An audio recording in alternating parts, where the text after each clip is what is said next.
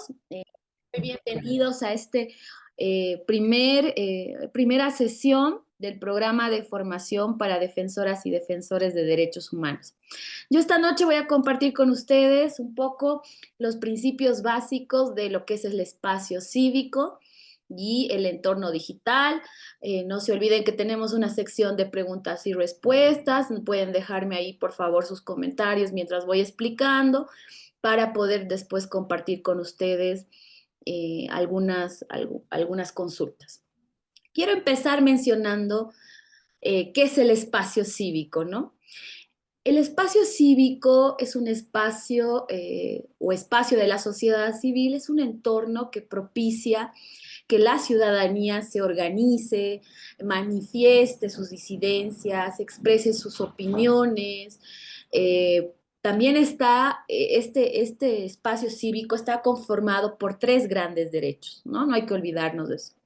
Uno de ellos es la libertad de asociación, ¿no? El derecho a formar o participar en una organización, un grupo de la sociedad civil, la libertad de reunión pacífica, el derecho a ejercer de forma legítima disenso a través de manifestaciones, protestas, reuniones.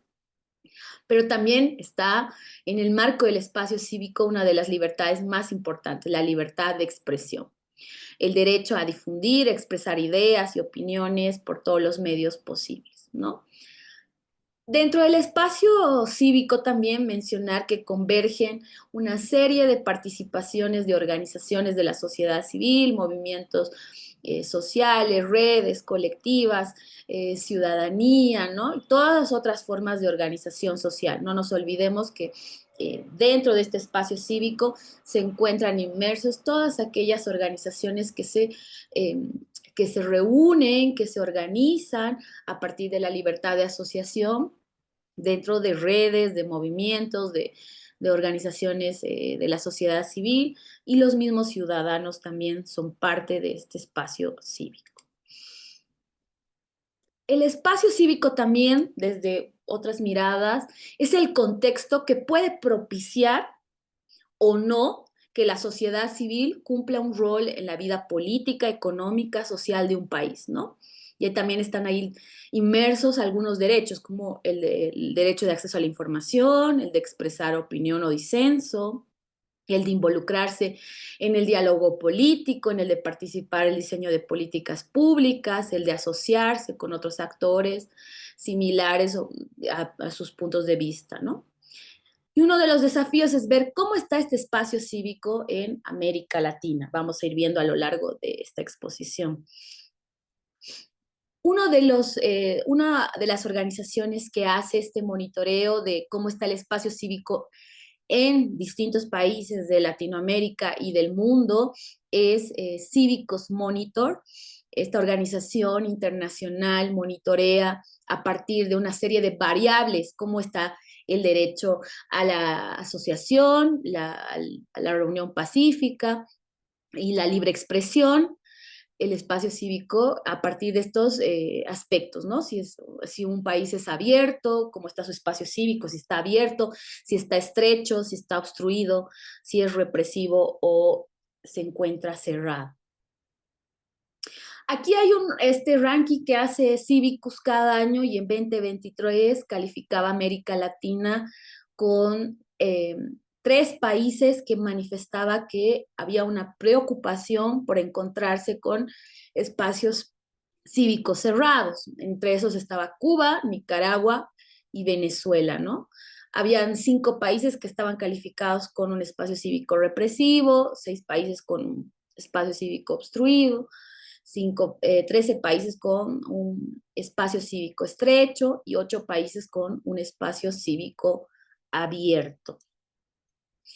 ¿Cuáles son esas tendencias que ha encontrado esta organización Cívicos Monitor al monitorear lo que está pasando en los países sobre el espacio cívico, ¿no? Ha encontrado una serie de 7 tendencias a lo largo de todos sus monitoreos, ¿no? Que manifiestan estos avances o cómo se cierra el espacio cívico, ¿no? Entre estos, por ejemplo, he encontrado que las principales amenazas a las libertades fundamentales están relacionadas con la disminución del espacio cívico, las legislaciones represivas, los obstáculos a que la sociedad civil pueda generar algunas actividades u operaciones y ataques también a estas manifestaciones pacíficas, ¿no? Entre lo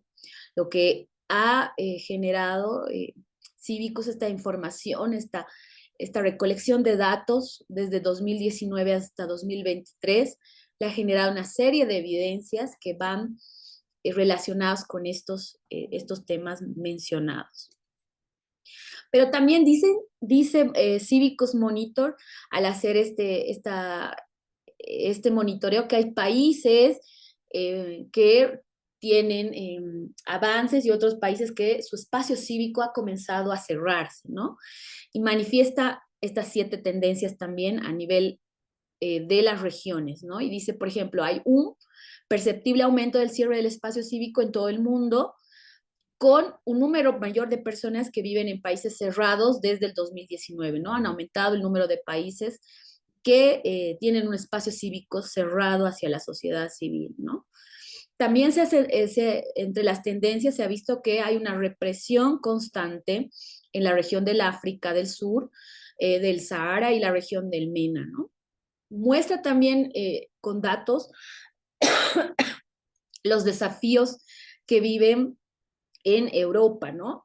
Como, por ejemplo, desde 2019 las regiones en Europa parecían ser las más abiertas, regiones con espacios cívicos mucho más abiertos. Sin embargo, una serie de fenómenos de inestabilidad política, de represión, han reducido estas cifras, haciendo que la percepción de los ciudadanos se vea que se están sufriendo mucho más restricciones a partir de 2019 a su espacio cívico, en particular la libertad de asociación, de reunión pacífica y de expresión. Otras tendencias que ha identificado este monitoreo de Cívicus es tema de las detenciones y arrestos a manifestantes como táctica para prevenir y dispersar protestas, castigar a los manifestantes. Y en el marco del COVID, porque este es un monitoreo que hace un recuento histórico desde 2019, muestra que el COVID, la pandemia del COVID, fue usada para limitar el espacio cívico, ¿no? Y ahí mirar un poco cómo se limitó el derecho a la asociación, derecho a la reunión, ya la libertad de expresión, ¿no? Otro fenómeno, otra tendencia que ve Civicus Monitor es el tema del enjuiciamiento a defensores de derechos humanos, como una preocupación creciente, ¿no? En particular, defensores de derechos humanos que defienden temas medioambientales, de defensores de derechos humanos que defienden temas relacionados con las diversidades, ¿no? Y también otra tendencia que se está dando en todas las regiones es el tema de las leyes restrictivas que están siendo utilizadas como instrumento para limitar a la sociedad civil en sus actividades, ¿no? ¿Por qué es importante defender el espacio cívico? ¿No? Hemos hablado un poco qué es el espacio cívico, hemos hablado este análisis de cómo se ve, ¿no? Hay espacios cívicos abiertos, obstruidos, muy cerrados, pero ¿por qué es importante que la sociedad civil, defensores de derechos humanos, trabajen por que el espacio cívico sea más bien un espacio abierto, ¿no? Porque existen diversas amenazas al espacio cívico que limitan el trabajo de grupos organizados, defensores de derechos humanos, ¿no? Entre esas son las restricciones legales, fiscales, que obstaculizan el trabajo de la sociedad civil, pero también hay una tendencia a campañas negativas que estigmatizan la labor de la sociedad civil, ¿no? Hay una serie de intimidación, amenazas, asesinatos a activistas y defensores de derechos humanos, y una suerte de poder de convocatoria y acción de grupos antiderecho, ¿no? Por eso es importante defender el espacio cívico, un espacio cívico abierto que promueva condiciones necesarias que permitan que los ciudadanos puedan incidir en sus políticas económicas, sociales, culturales que afectan su vida, ¿no? Por eso es importante defender ese espacio cívico donde trabajamos defensores, defensoras de derechos humanos. ¿Cuáles son esos retos al espacio cívico, en particular en la región latinoamericana? Bueno, hay una serie de amenazas, intimidación, hostigamiento. Habíamos visto también que hay campañas de difamación, hay agresiones físicas, asesinatos, hay tendencias ¿no? a restricciones legales, administrativas, financieras, hay amenazas de leyes para impedir el trabajo de las ONGs, hay demandas judiciales, pero también hay una serie de ciberataques, vigilancia y hackeo, ¿no? En el marco del espacio cívico y el entorno digital, ¿no? ¿Qué se puede hacer? ¿Cómo hacemos incidencia en ese espacio cívico? ¿No? Hay una serie de instancias a las que podemos acudir, a las que podemos hacer incidencia. Por ejemplo, tenemos en Naciones Unidas la relatora especial sobre libertad de reunión pacífica y de asociación, que está levantando información sobre cómo avanza o cómo está el espacio cívico en los distintos países. También tenemos la Relatoría Especial para la Libertad de Expresión en Naciones Unidas, la Relatoría Especial de Defensores de Derechos Humanos. También tenemos en la Comisión Interamericana de Derechos Humanos la Relatoría de Defensores de Derechos Humanos y Operadores de Justicia, la Relatoría para la Libertad de Expresión. Y finalmente un nuevo instrumento que que nació del Comité Jurídico Interamericano, que tiene que ver con la Declaración de Principios Interamericanos sobre el régimen legal de creación y funcionamiento y financiamiento de las entidades civiles sin fines de lucro. Vamos a mirar un poquito este instrumento que es muy importante, que es el principio interamericano de creación y funcionamiento y financiamiento de las entidades civiles sin fines de lucro. Es un nuevo instrumento que nace de una serie de reflexiones, ¿no? Que trabajó el Comité Jurídico Interamericano con la finalidad de mostrar un poco eh, cómo se podía fortalecer la promoción y protección del derecho a la asociación, en particular las barreras para el registro, la excesiva supervisión estatal, las limitaciones para recibir fondos y la disolución forzosa por motivos ambiguos, ¿no? Esta declaración de principios lo que hace es mostrar un poco cómo se puede fortalecer el derecho a la asociación, en particular poniendo una serie de principios a temas urgentes que estaban relacionados con estos desafíos del derecho a la asociación, ¿no? ¿Qué dice estos principios? Voy a comentarles un poco para concluir mi exposición. Son 10 principios que tiene este instrumento y lo que hace es hablar un poquito sobre el ejercicio de la libertad de asociación, el tema de los principios de legalidad, registro y reconocimiento de las instancias independientes, los procedimientos de registro, cómo deberían ser, la libertad de funcionamiento, nos hablan también sobre la libertad para buscar, conseguir y utilizar recursos, el control apropiado del financiamiento ilícito, el tema del acceso al financiamiento público, el tema del régimen tributario especial, las sanciones proporcionales y el debido proceso y la disolución voluntaria y forzosa de algunas organizaciones conforme a los principios, ¿no? Con esto concluye un poco esta mirada de lo que es el espacio cívico, esta pincelazo de cómo está el espacio cívico y dejo abierto para las consultas. Muchas gracias.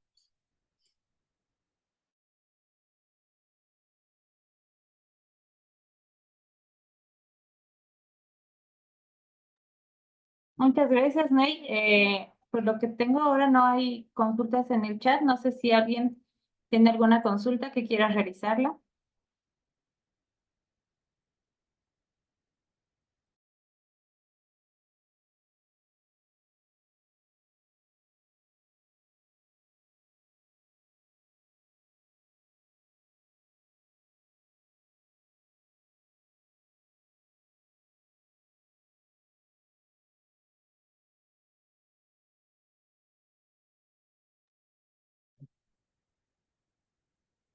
Muchas gracias, Ney. Entonces, tal vez al final vamos a tener algunas dudas más, pero para poder ir profundizando un poco más este abordaje y este tema, invitamos a Claudia Terán también, representante de UNITES, que nos pueda brindar una información clara sobre lo que es el espacio cívico aquí en Bolivia.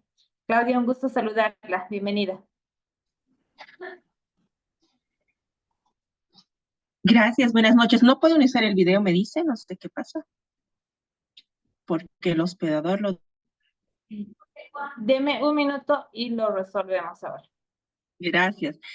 Y aprovecho para recordarles que les he enviado la presentación al correo, pero si no la tengo a mano también, la puedo poner yo. Ya está con la programación habilitada. Puede usted tranquilamente compartir el video y la imagen Gracias, también. bueno, Un gusto.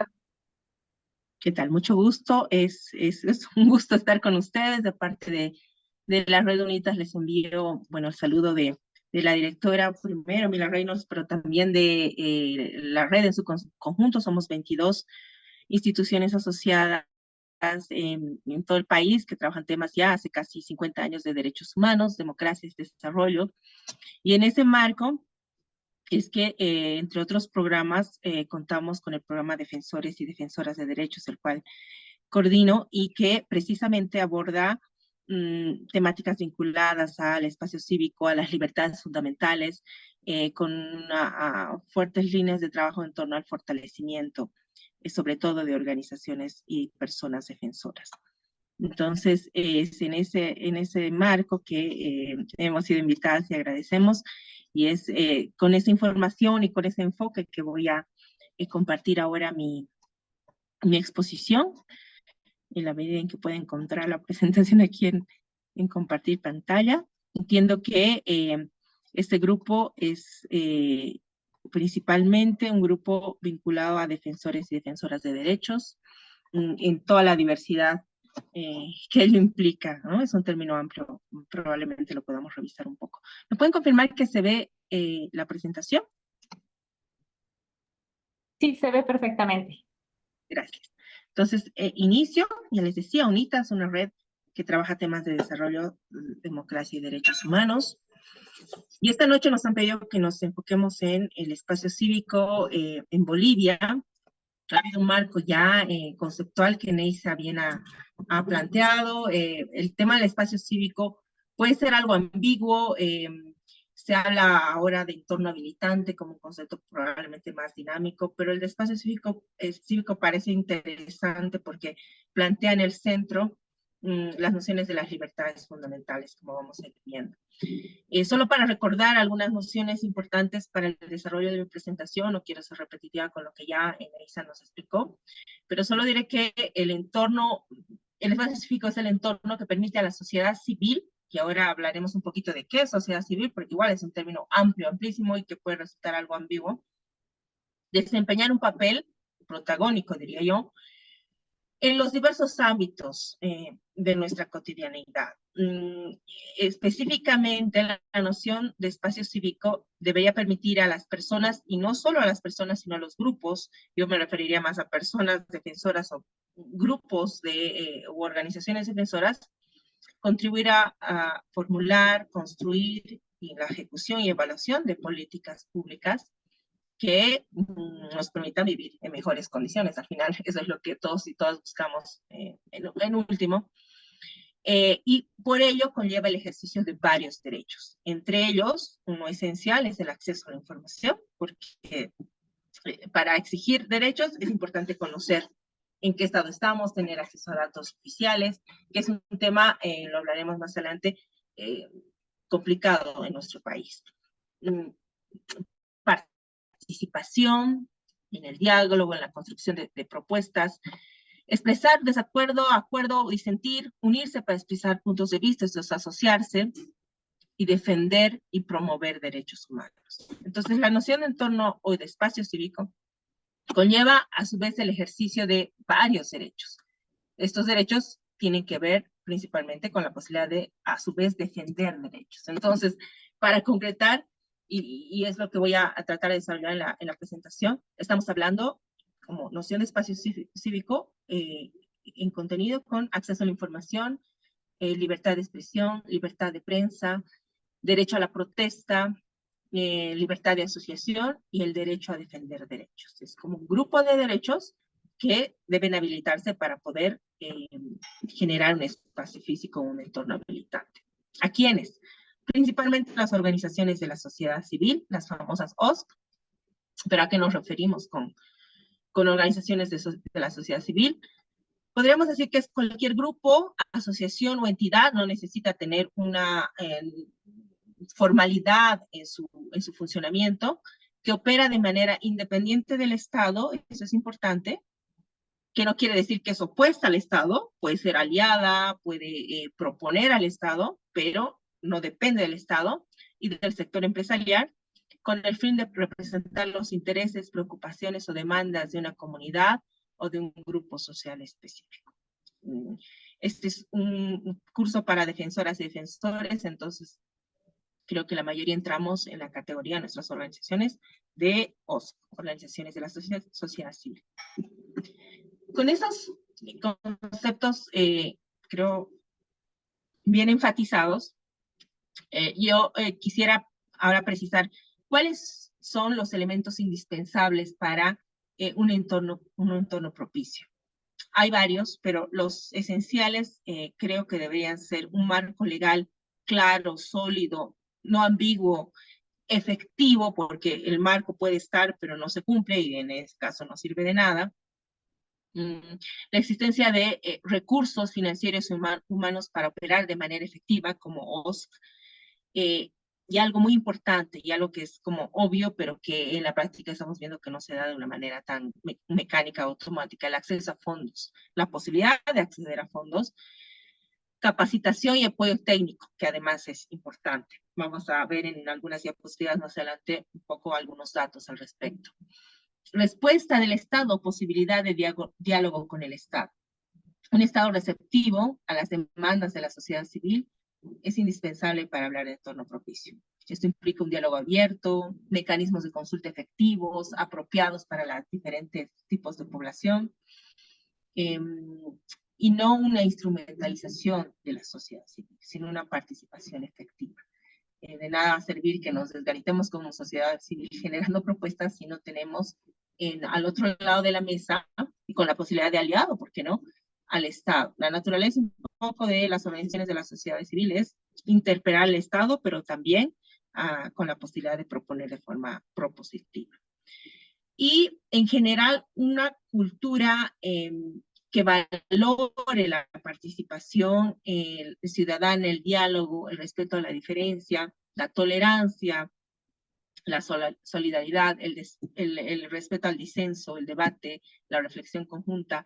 En la medida que esos elementos se dan, podríamos hablar de que hay un entorno propicio para la sociedad civil. Hace un momento Neis hacía mención a las categorías que van midiendo Civicus Monitor y tiene que ver con poner en categorías bien técnicas, en directrices de monitoreo, estos elementos, ¿no? Marco legal, acceso a recursos, respuesta efectiva del Estado y cultura política. Ahora sí, algunos datos, que era, entiendo lo que más interesaba de nuestra participación como UNITAS. Ya podré explicarles con más detalle. Nosotros ya hace 10 años tenemos instalado un observatorio de defensoras y defensores de derechos que monitorea precisamente la situación de las libertades fundamentales. Lo hace diariamente en base a al menos 7 fuentes. y era interesante en un espacio sobre espacio cívico hablar de la situación de estas libertades, porque habíamos dicho que es el contenido esencial de la idea de entorno propicio de espacio cívico. Entonces, en una mirada trienal, comparando los 3 anteriores años, diremos que el total de registros que hemos recibido en el observatorio sobre estas categorías, repito, libertad de expresión, libertad de prensa, asociación, derecho a la protesta, derecho a defender derechos e institucionalidad democrática, que es un paraguas grande para medir la salud de la democracia, y fueron 666 casos. El año 2022, 768, y el año 2023, un poquito menos, 743 vulneraciones a estas libertades. Con algo más de detalle, estos son datos de 2023, diremos que la categoría con más registros es la institucionalidad democrática. La institucionalidad democrática se refiere principalmente a que las actuaciones de los órganos del Estado, no solo central, sino también subnacionales, se adecuen a la norma, ¿no? Vivir en un Estado de derecho, que no existan hechos de corrupción, que se respete el acceso a la justicia, la independencia de poderes, la participación efectiva. Ese tipo de cuestiones es que se miden en esta categoría, que es muy amplia, es un paraguas en realidad, y es la que cada año, hace ya por lo menos 3 o 4 años, tiene más registros. Luego, igual en los últimos años, segundo en el ranking, en el triste ranking de vulneraciones, está la libertad de prensa, como un termómetro importante del Estado de Derecho. Son 143 vulneraciones. Ahora les comentaré un poco más sobre qué rondan nuestras principales preocupaciones en torno a esto. Libertad de reunión y protesta está en el tercer puesto de los registros, con un vínculo directo a momentos en los que hay niveles altos de conflicto en el país. La libertad de asociación, que ha ido subiendo en el registro, 61. Derechos de defensoras y defensores, o el derecho a defender derechos, 51 registros, y la libertad de expresión, 41 registros.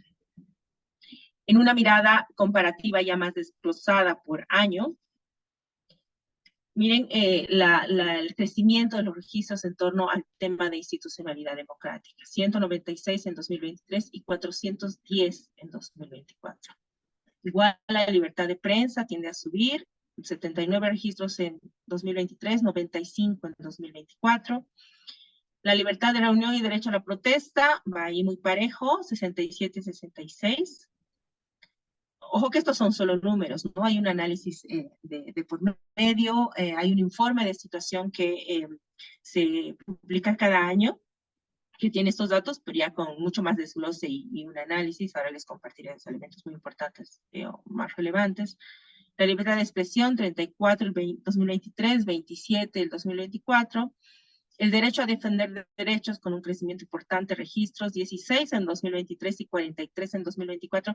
Yo, hasta el momento, ¿no? Quiero decir, diría que este registro en este tema es un subregistro, porque el derecho a defender derechos es relativamente nuevo en nuestra cultura de OSC, no es algo que se denuncie, las vulneraciones a defensoras y defensores es algo que se ha normalizado.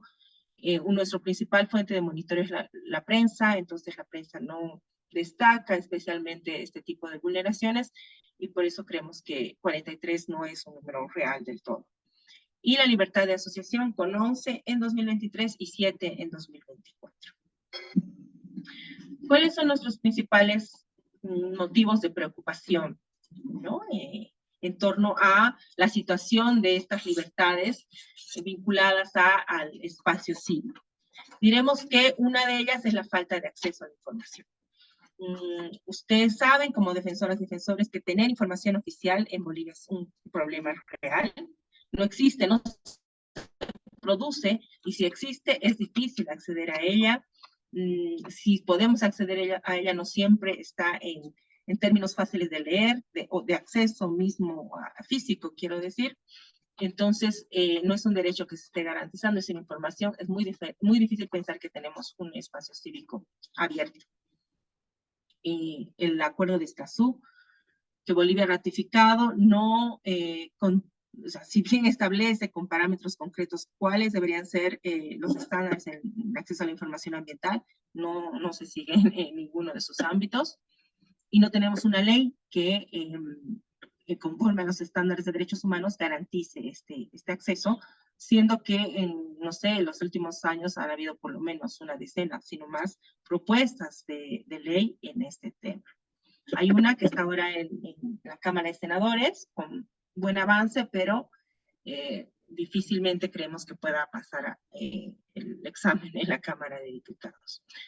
Otro tema que nos preocupa bastante tiene que ver con la criminalización de la protesta, el uso excesivo de la fuerza y los procesos judiciales contra líderes comunitarios y defensores de derechos humanos. Entre el 2021 y 2023, ya operativizando, desglosando un poco los datos que les compartí hace un momento, existen 705 vulneraciones al derecho a la protesta en concreto. La gran mayoría atribuibles a la intervención violenta de las fuerzas del orden en manifestaciones, pero además nuestra preocupación gira en torno a que cada vez hay más registros respecto a ataques por parte de particulares o grupos de choque, por llamarlos de alguna forma. En muchos casos con aquiescencia del Estado, ¿no? Pero además con una preocupante tasa de impunidad, ¿no? No son hechos que se investiguen, ni mucho menos que se sancionen, y el rol de particulares es cada vez más alto. Asimismo, el GIEI, por ejemplo, entre otros organismos de derechos humanos, había recomendado ya al Estado que genere políticas públicas para gestionar conflictos y no encontramos que haya un avance en ese sentido. La libertad de asociación es otro ámbito de preocupación respecto al espacio cívico, pues existen varias barreras legales y de orden administrativo que dificultan la formación o el mantenimiento de las organizaciones y de las ONGs o defensoras de derechos humanos.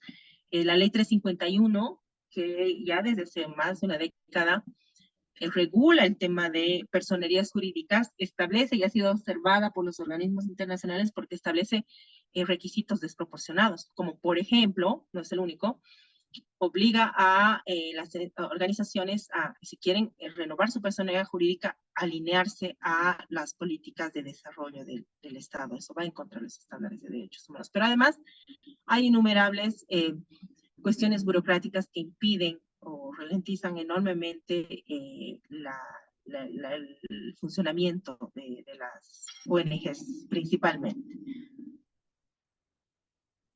Otro ámbito complicado tiene que ver con la defensa de derechos. Los defensores en Bolivia sufren a situaciones de acoso, de persecución, amenazas y criminalización. Entre 2021 y 2023 se documentaron 128 casos de violación a derechos de defensoras y defensores. La mayor preocupación ahí es la falta de mecanismos de protección cuando estos defensores, o especialmente las defensoras, están en situaciones de riesgo, y ello en contra de recomendaciones específicas como el examen periódico universal, que le han pedido al Estado que establezca mecanismos específicos de protección.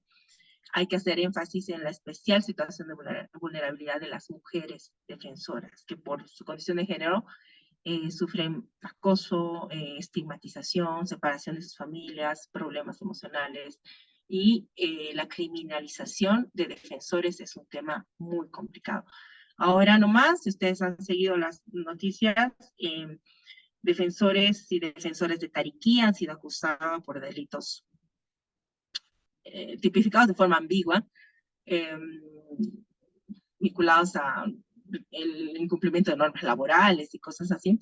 Y mañana, si no estoy mal, estos días hay una audiencia y corren el riesgo de ser detenidos por el ejercicio de su defensa de derechos. Vigilancia ilegal, que no se denuncia, pero es una práctica que es cada vez más común. y falta de protección, como les decía.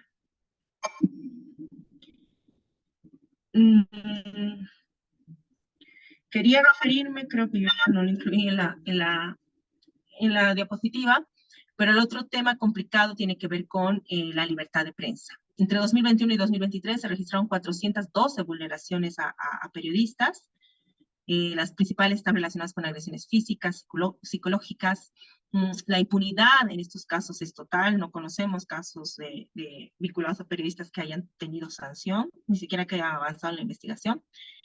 Pero además, la situación de los medios de comunicación es también grave, pues enfrentan asfixia económica, se ha denunciado bloqueo publicitario, hostigamiento en redes sociales, presión política y jurídica. Ese es un panorama muy rápido y muy general de la situación del espacio cívico en Bolivia en los últimos años.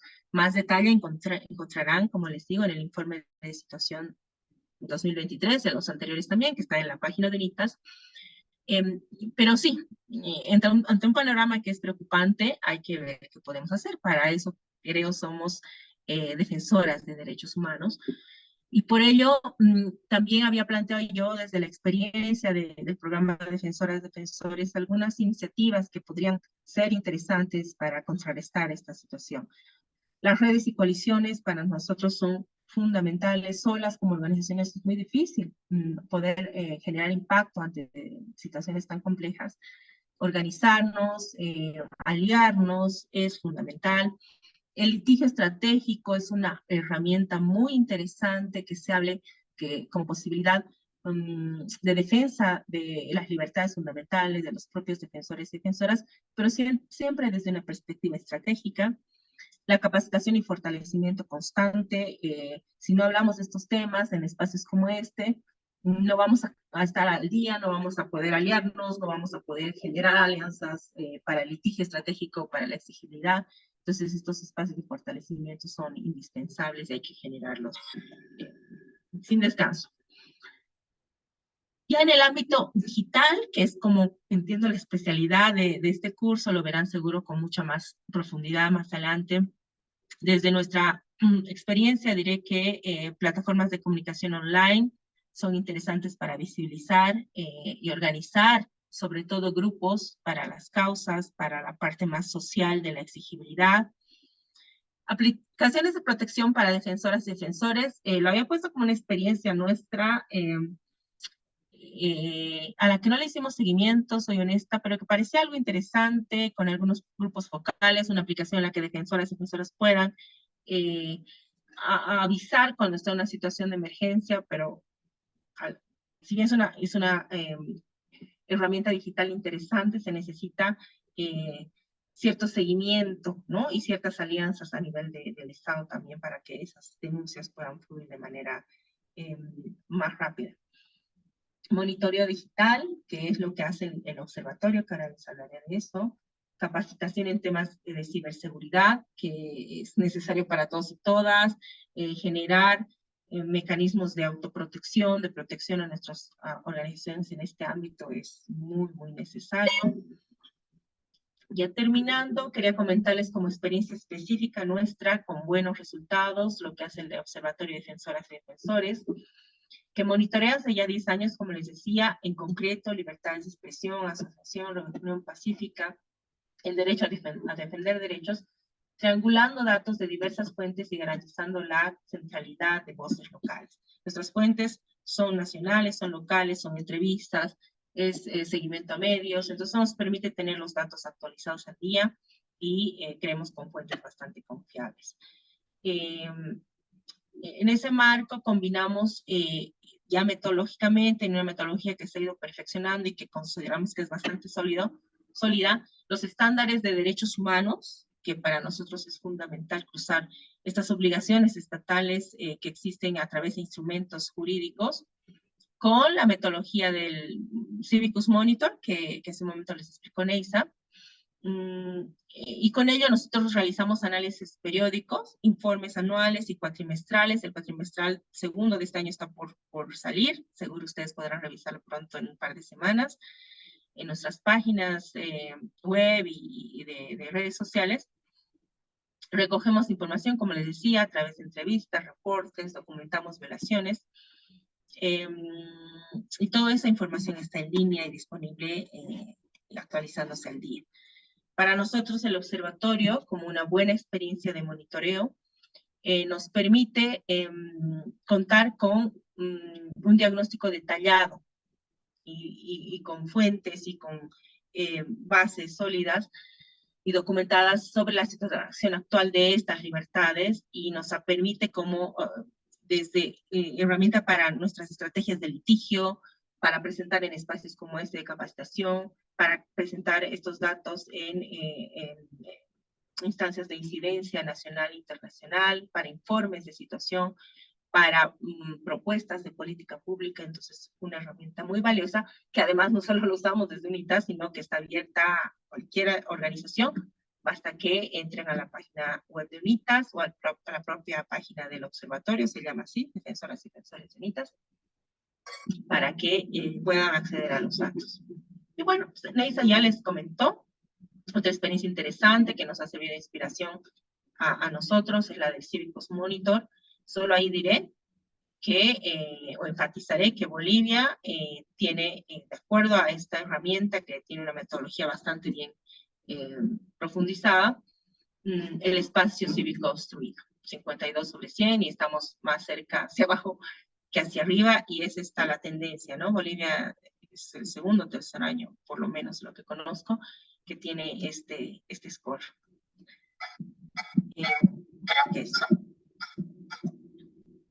¿Sí? Creo que hasta ahí quedo con la exposición, con la idea de presentarles algunos datos.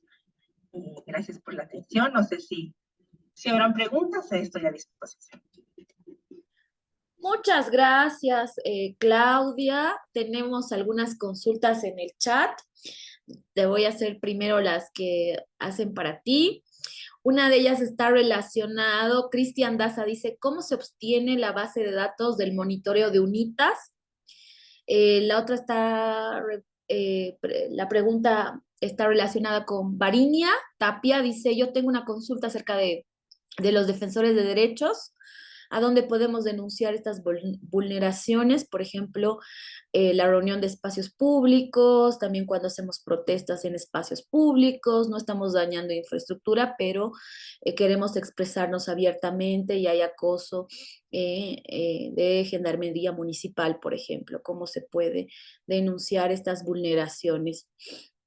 Hay otra consulta también de Wendy, dice, en los casos de la gente en situación de calle, ¿a qué grupo de derecho pertenecen? ¿Cómo se les puede ayudar a defender sus derechos? Estás con el micrófono cerrado. Gracias. Pues les agradecía por las preguntas, siempre permiten especificar algunos temas. Yo no sé dónde puedo poner, aquí hay un chat, no sé si es ahí, pero bueno, ahí lo estoy poniendo, para que puedan ustedes copiar la dirección del observatorio. Ahí encuentran la información algo más desglosada, y en los informes que están por años, desde hace 10 años, está bastante bien analizado con cuadros los datos que, como ejemplo, yo les había compartido. Respecto a denuncias sobre vulneraciones contra defensores, es complicado en el país en la medida en que, como les decía, Bolivia no está cumpliendo con sus obligaciones jurídicas en la materia y con las recomendaciones que le van generando los organismos de derechos humanos. Por ejemplo, Bolivia debería contar con algún mecanismo efectivo para proteger a defensoras o defensores en riesgo, o una política más amplia que, por ejemplo, implique que la fiscalía tenga un área especializada en investigar delitos contra defensores o defensoras. Eso no existe, es un sueño en nuestro país, a pesar de que es una obligación jurídica.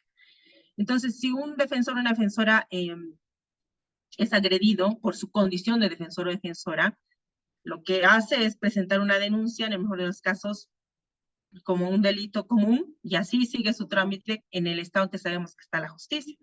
Entonces, no hay, debo decirlo, ninguna garantía real para defensoras y defensores. No lo hay para la ciudadanía, menos lo hay para defensoras y defensoras.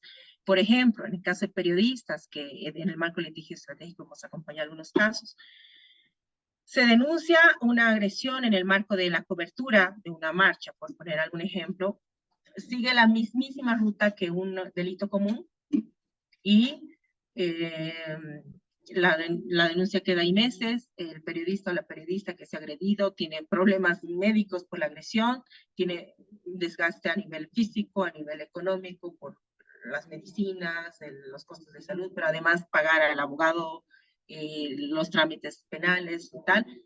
Total desgaste emocional también y se deja la denuncia así, sin ninguna posibilidad de seguimiento.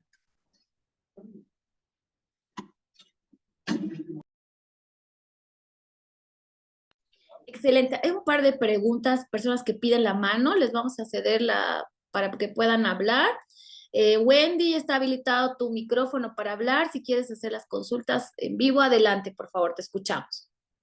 Wendy y Jacqueline, que pedían la mano. Adelante. Tengan ustedes muy buenas noches. ¿Me escuchan? Sí, te estamos escuchando. Magíster, realmente es un curso muy interesante. La pregunta era, ¿no? Lo que lo puse en situación de calle. Hay personas que, bueno, yo he estado un tiempo trabajando en una institución y se ha abierto un albergue temporal. Hay personas en situación de calle, son bebedores constitucionarios, que muchos de estos bebedores constitucionarios tienen familia por situaciones erróneas de su vida. Ellos deciden irse de la familia y vivir en la calle. Y por eso nosotros, sí, como municipio, como población, ¿cómo les podemos ayudar? Aunque me indican, no hay alcohólicos anónimos, pero en los alcohólicos anónimos no hay tanto eso del gobierno que les puedan colaborar. Tampoco no he visto una ONG que podemos ayudar a este grupo vulnerable, yo lo puedo decir, porque cuando ellos toman, atraen a otros jóvenes que tienen problemas en su casa y llegan también a ser en situación de calle y son bebedores constitucionarios. Entonces, ustedes como defensores de derecho, ¿qué solución o qué proyecto podemos abarcar para poder ayudar a estas personas? Eso es lo que le comento, que todo en nivel nacional, no en Bolivia, estamos viviendo y hay también una inseguridad también de las personas que caminan por la calle, que son atentados de robo y esta gente no puede conseguir trabajo. Esa es mi pregunta, licenciados. Muchas gracias, Jacqueline, Wendy, por la consulta. Jacqueline también tenía la mano levantada. Jacqueline, Sí, adelante. muy buenas noches. Gracias por esta oportunidad de hacer la consulta. Es la siguiente. Lamentablemente, la vulneración también a la protesta también a la vez vulnera nuestros derechos. Eso quiero preguntar. El, el derecho a la protesta está bien, yo creo, pero creo, no sé, ¿qué opina? La situación de que hay la protesta en el bloqueo, ¿no es cierto? Se está vulnerando el derecho a la libre también transitabilidad. Nos estamos perjudicando un poco más en vez de beneficios el bloqueo. Por ejemplo, eso es una vulneración también, ¿no? De ir al trabajo, eh, de libre tránsito. Esa es una, y aparte de eso, ¿qué pasa con la situación de que se está vulnerando últimamente también los derechos de los adolescentes mediante las redes sociales? Le cuento que tengo un pequeño caso de que una muchacha ha sido contactada por una otra persona mediante redes sociales. La madre ha ido a denunciar, no le estaban recibiendo las denuncias. Y aparte había otro problema interno más, pero esto de vulneración también de que podamos denunciar, no nos reciban, no sea el maltrato también que se recibe en las instituciones públicas, no diga, hasta en la misma, me disculpan, en la misma Defensoría del Pueblo. Esas son mis dos consultas. ¿Qué se puede también hacer en estos casos?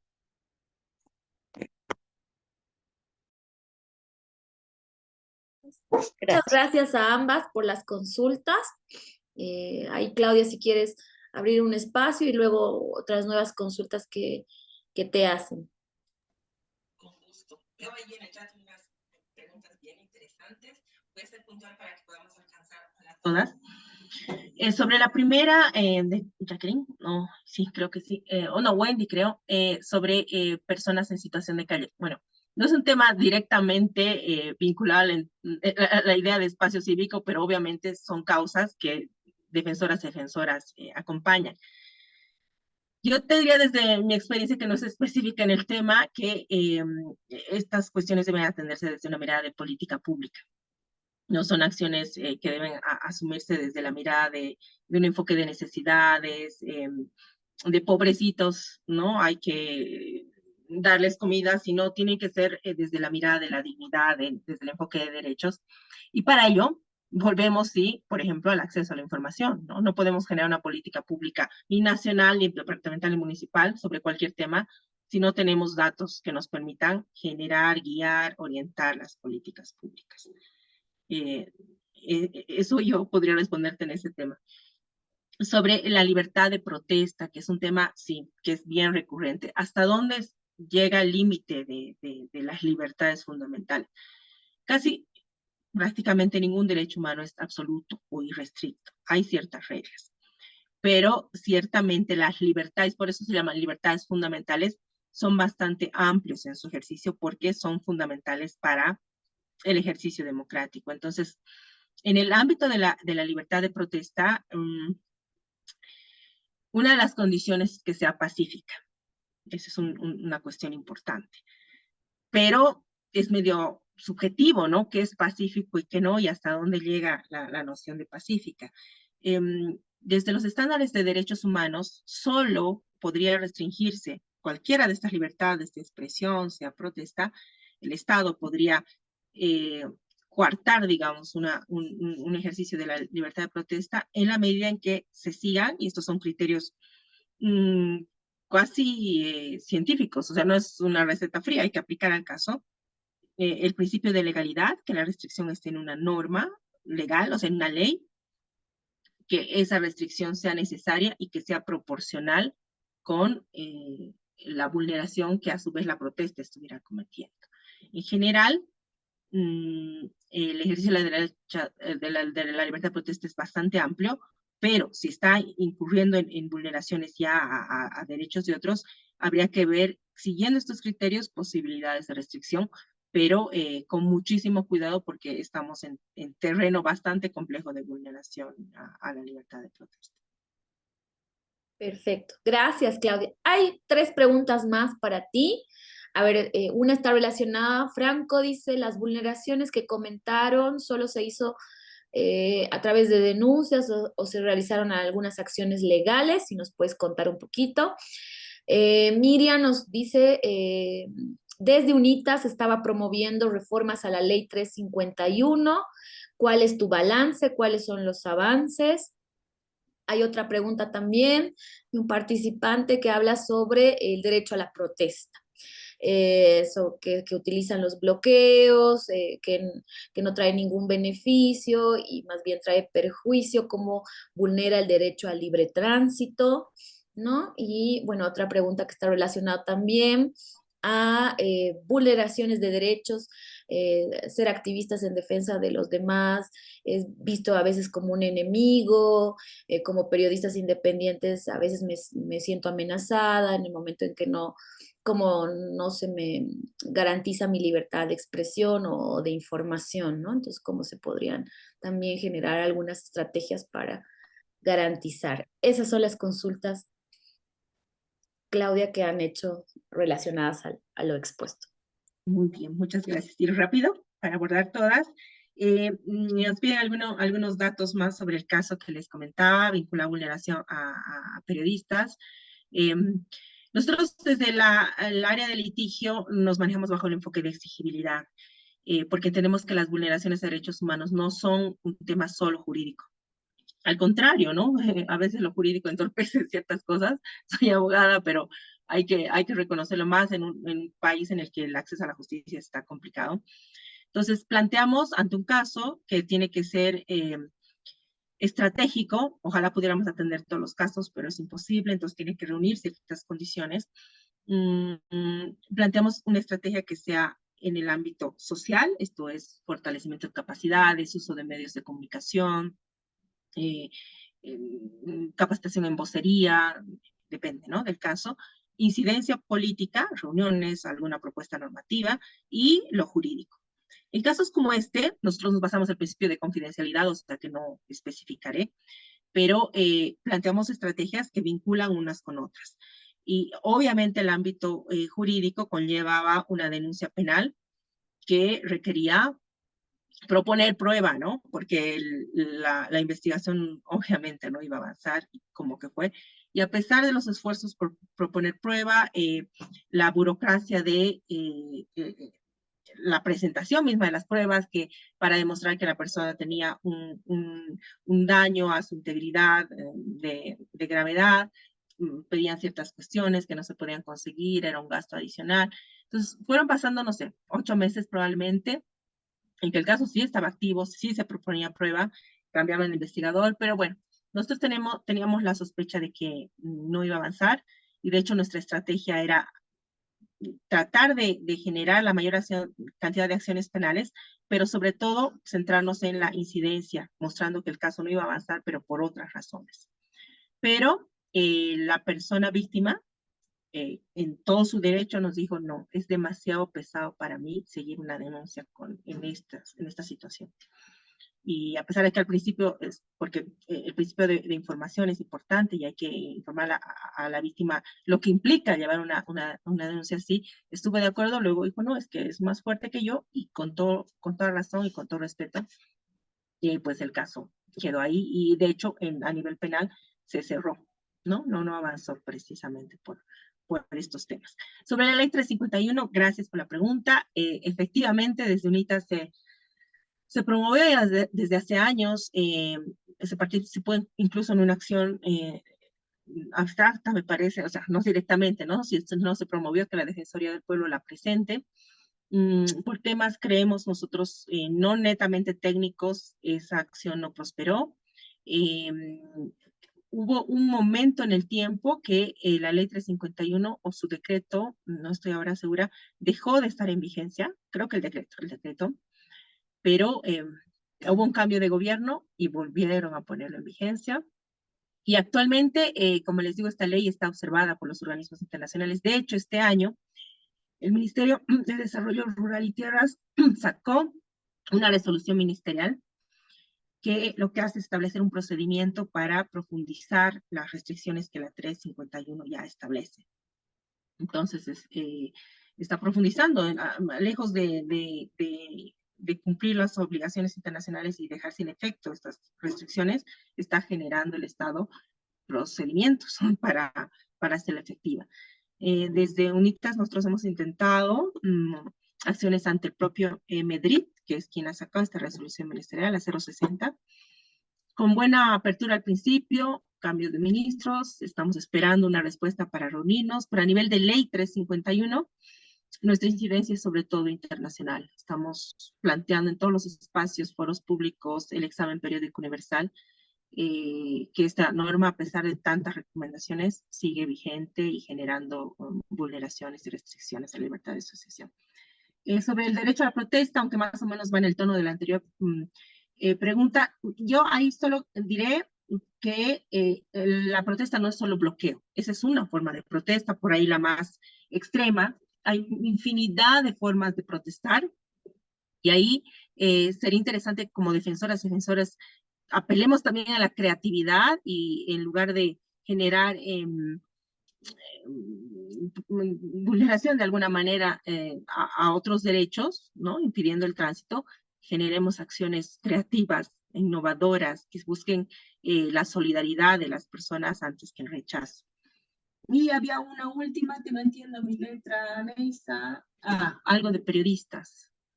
Sí, estaba relacionada, ya le había puesto como respondida, estaba relacionada con el tema del derecho a la información y el derecho a la libre expresión como periodistas independientes, ¿no? Ya decía cómo se puede garantizar estos derechos siendo periodista independiente. Pues yo desde el enfoque que trabajo en UNITAS, diría que el aplicar la noción de periodista, sí, defensor o defensora de derechos es interesante. Las y los periodistas, en la medida que denuncian hechos de corrupción, vulneraciones, visibilizan vulneraciones, son reconocidos como defensoras y defensores.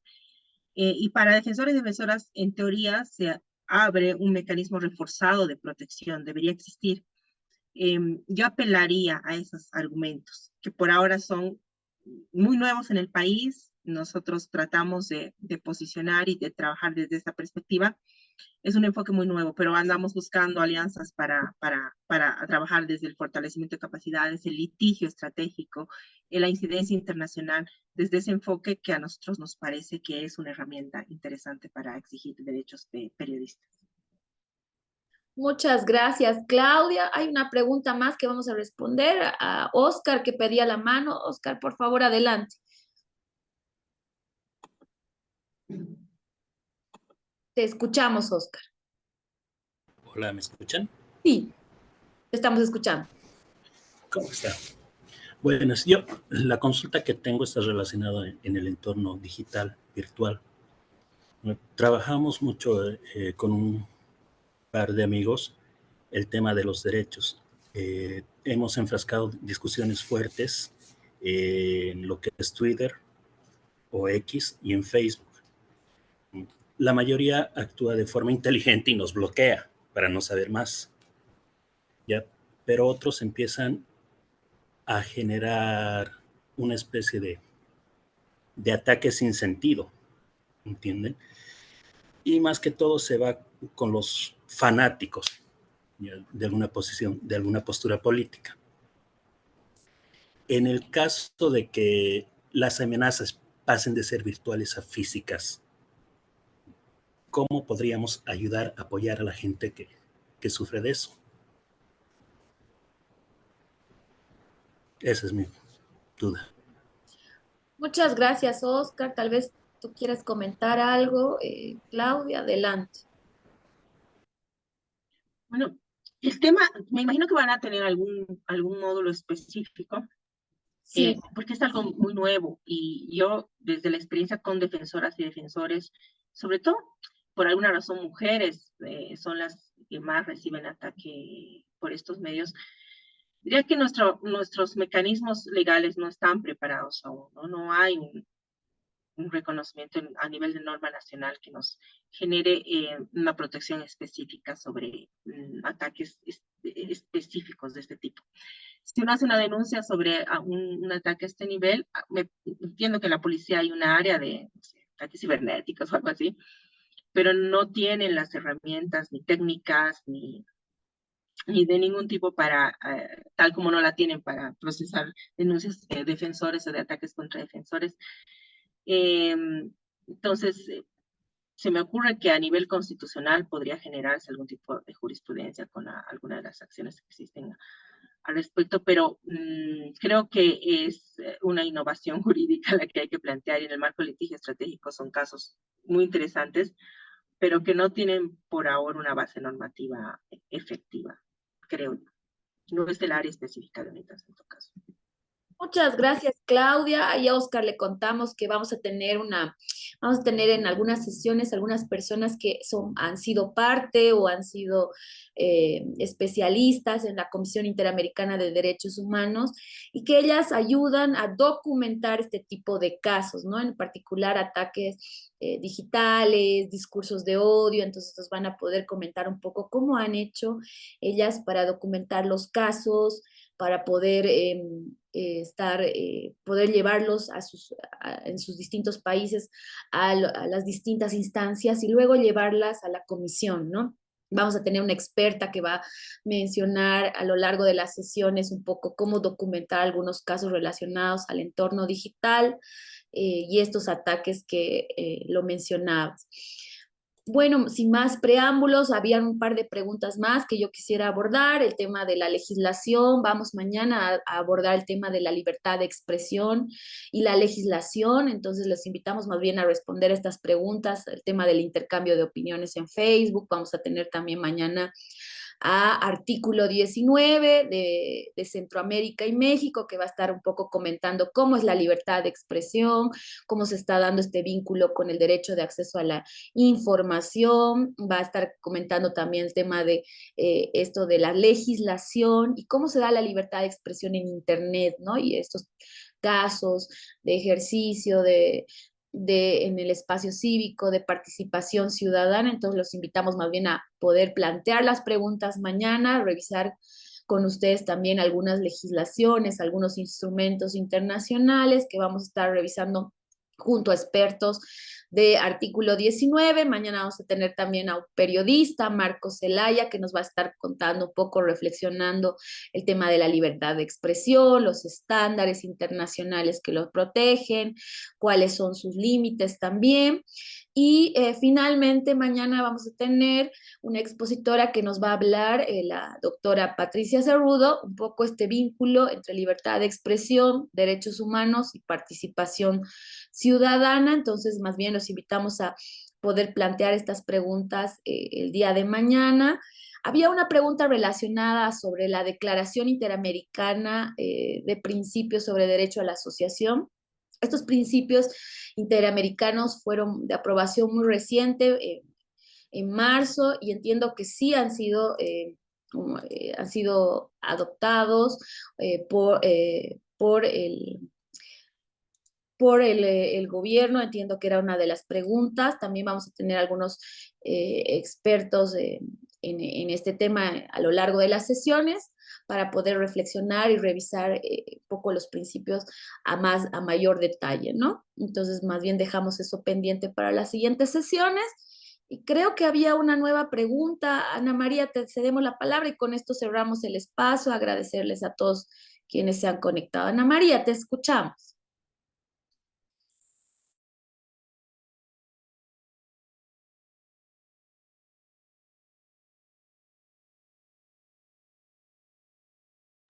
Por ahí creo que tiene alguna dificultad. Bueno, entonces damos por cerrado el espacio. Agradecemos a Claudia. Muchas gracias, Claudia, por poder acompañarnos en esta primera sesión que hemos podido reflexionar una serie de elementos relacionados con el espacio cívico, los desafíos, cómo tenemos estos datos en Bolivia, cuáles son también los temas por trabajar con defensoras y defensores de derechos humanos. Les agradecemos por haberse conectado. Les pedimos también que estén atentos al grupo. Ahí vamos a compartir el enlace para mañana, es el mismo de hoy, para que no haya ninguna confusión. Entonces vamos a usar el mismo enlace durante la sesión de mañana y la sesión del jueves. Y los invitamos a conectarse de forma puntual para poder también concluir las clases también de forma puntual y poder también generar este debate, este diálogo y esta reflexión. Muchas gracias y buenas noches. Ha terminado nuestra sesión 1. Un abrazo y buenas noches a todos y todas. Gracias. Buenas noches. Buenas noches.